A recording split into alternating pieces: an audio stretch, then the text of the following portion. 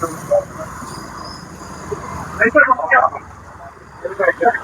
दिनांक 3 ऑगस्ट रोजी संभाजी ब्रिगेडचे प्रदेश अध्यक्ष शिवश्री मनोज दादाजी आखरे यांच्या आदेशानुसार तसेच प्रदेश महासचिव सौरभदादा खेडेकर यांच्या सूचनेनुसार संपूर्ण महाराष्ट्रामध्ये जे शैक्षणिक भवितव्याला तिलांजली दिली जात आहे सरकारकडनं, केंद्र सरकार आणि राज्य सरकार यांच्याकडून, त्याचा निषेध करण्याकरता, धिक्कार करण्याकरता राज्यव्यापी धरणे आंदोलनाची आखणी या ठिकाणी करण्यात आलेली आहे।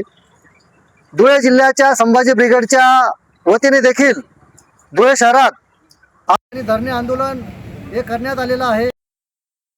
धरणे आंदोलनाचा मुख्य विषय मी या ठिकाणी तुम्हाला वाचून सांगतो की या ठिकाणी MPSC पेपर फुटी, MSCET परीक्षा घोटाळा, त्यामधील निवड प्रक्रियेतील पर्सेंटाईल जी पद्धत आहे ती चुकीची पद्धत, शिक्षक पात्रता परीक्षा अर्थात TET या रद्द करणे आणि सर्व निवड प्रक्रियातील ऑनलाईन परीक्षा पद्धती कायमची रद्द करून ऑफलाईन पद्धतीने या परीक्षा घेणे, या मागण्या संभाजी ब्रिगेड यांच्यातर्फे मुख्यत्वे करण्यात येत आहेत।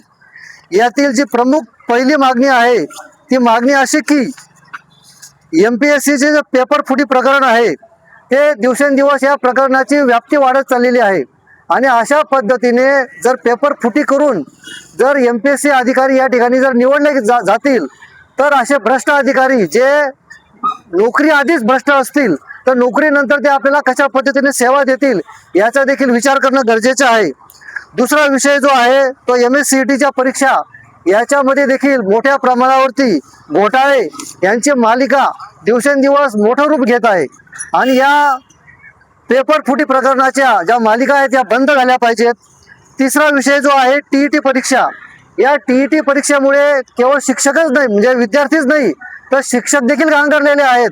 त्याच्यामुळे TET परीक्षा ही कायमस्वरूपी रद्द करण्यात यावी अशी देखील मागणी संभाजी ब्रिगेडकडनं करण्यात येत आहे। विषय क्रमांक 4, देशातील सर्व विद्यार्थी KG to PG पर्यंतचे जे शिक्षण आहे ते मोफत दिलं गेलं पाहिजे। काँग्रेसच्या काळामध्ये ज्या पद्धतीने EBC सवलत होती त्या पद्धतीने KG to PG हे शिक्षण देखील मोफत दिलं गेलं पाहिजे अशी देखील मागणी संभाजी ब्रिगेडकडनं करण्यात येत आहे। आणि पुढची जी मागणी आहे, UPSC सारख्या महत्त्वाच्या परीक्षेला बगल देऊन लॅटरल एंट्रीची जी घुसखोरी सरकारने सुरू केलेली आहे ती सुद्धा तात्काळ बंद करण्यात यावी, या लॅटरल नियुक्त्या बंद करण्यात याव्या अशी देखील मागणी आहे। आणि शेवटची जी मागणी आहे, जगाला आदर्श असणारे राजे छत्रपती शिवाजी महाराजांचा इतिहास NCERTच्या इतिहासातून वगळण्यात आलेला आहे आणि तो वगळण्याचं पाप केंद्र सरकारने केलेलं आहे। त्या सर्व पद्धतीने छत्रपती शिवाजी महाराजांचा जो इतिहास असेल त्याच पद्धतीने इतर राष्ट्रपुरुष महापुरुष यांचा जो खरा इतिहास असेल तो NCERTच्या पुस्तकामध्ये समाविष्ट करावा, अशा 6 मागण्यांना घेऊन आजचं हे धरणं आंदोलन आम्ही करीत आहोत।